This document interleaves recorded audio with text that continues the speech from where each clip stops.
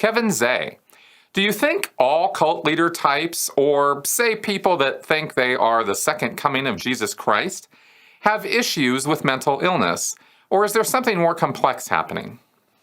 Well, there could be a number of things going on with anybody who's making claims like that. Sure, it could be a straight-up con or effort to bilk people out of their money, and that could just be a straight criminal swindle. And somebody could be well aware of the fact that that's what they're doing, totally faking it. And, they go get themselves educated in some scriptures, and they start throwing scriptures around, and they grow their hair out and start looking like, white Jesus or something. and people certainly here in America, perhaps in other places around the world as well, just can't throw their money at them fast enough. It's really pretty sad. So there is that, okay, as a motive for, claiming to be a deep religious figure or Jesus Christ or some other kind of cult leader. Now you say, is it mental illness or something more complex? Well, if it's not an outright con, if let's say we have somebody who sincerely or somewhat sincerely believes that this is the case, mental illness is itself complicated. So I would say, yes, it's a complicated situation, and it's going to be very context specific.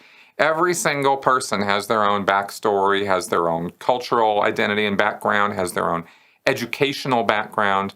Upbringing has a lot to do with, or can have a lot to do with, behavior.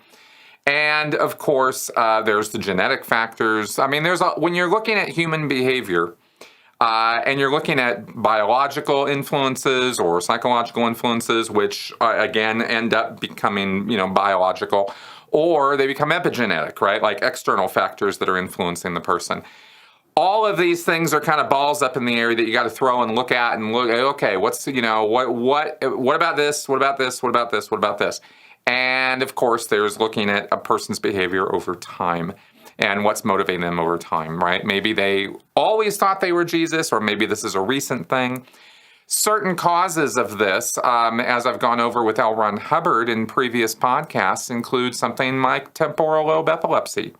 You could have physical lesions in the brain or other physical deformities or conditions.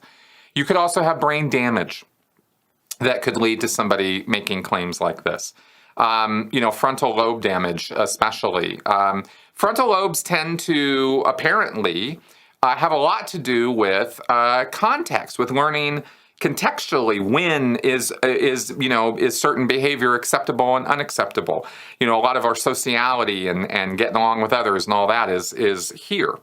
And if you damage this, which, is not hard to do, you get a good solid head blow, or you fall down, or, something like that, and you smack your head up pretty good, you can give yourself a pretty good jolt. And if you do it hard enough, or you do it repeatedly, like football players or people in other sports, for example, who are constantly suffering head trauma, then you can end up with some pretty bizarre behavior if you have brain damage.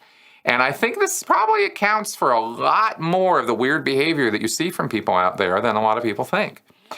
Because head trauma can be hidden.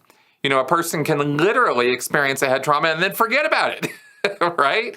As part of the trauma. Or they just forget about it because it didn't seem like that big of a deal at the time. Or it was a big deal at the time, but then they think they healed and got over it, and then that couldn't be what could be causing them to think they're Jesus Christ or the next, latest, greatest big thing in religion, like L. Ron Hubbard certainly thought of himself. So you could have that kind of thing underlying that kind of behavior, is literally brain damage. A person's upbringing can also have a lot to do with this. If they have a deep, heavy religious indoctrination as a child, that itself can also act as its own form of trauma, especially if it's accompanied with physical violence, like beatings or, discipline, quote unquote, that some of these evangelicals and fundamentalists think is so necessary for raising up a child. And if you don't know what I'm talking about, then you can see my video interview with Christiana about Bill Gothard and the upbringing in the IBLP, where a wonderful man named Michael Pearl literally demonstrates on video with a rag doll how to discipline your child with a rod. And that is the teachings of that select group of crazy people, as far as I'm concerned, who feel that it's very, very necessary to beat their children into submission. Such people definitely can cause brain damage or other kinds of PTSD type trauma in their children, and that can cause all kinds of future problems. In fact, genetically speaking, there are certain genes that can be activated if you beat your child, whereas if they had an upbringing where they were not beaten or traumatized severely over and over again, if you can create a psychosis or a psychotic, even a violent psychotic, by beating your child. So that could be a factor as to why somebody might suddenly be making crazy-ass claims about being Jesus or some other great religious figure. So I'm just kind of going off, just sort of like, well, there's this, and there's this, and there's this. I mean, there's a litany of things that could occur to a person during the course of their life that could alter their behavior in fairly significant ways. So, yes, I do think that it's not just something you want to slap okay, he's mentally ill label on and just leave it at that. I mean, you can, if that's your only exposure to that particular individual, you can go, oh yeah, that guy's got something going on. But as far as what they've actually got going on, if you really want to know, then you're going to have to dig. You're going to have to find out.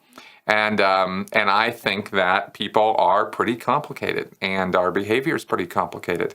So it's kind of fun. It's kind of interesting. It's sort of detective work a little bit, trying to dig in and figure people out this way.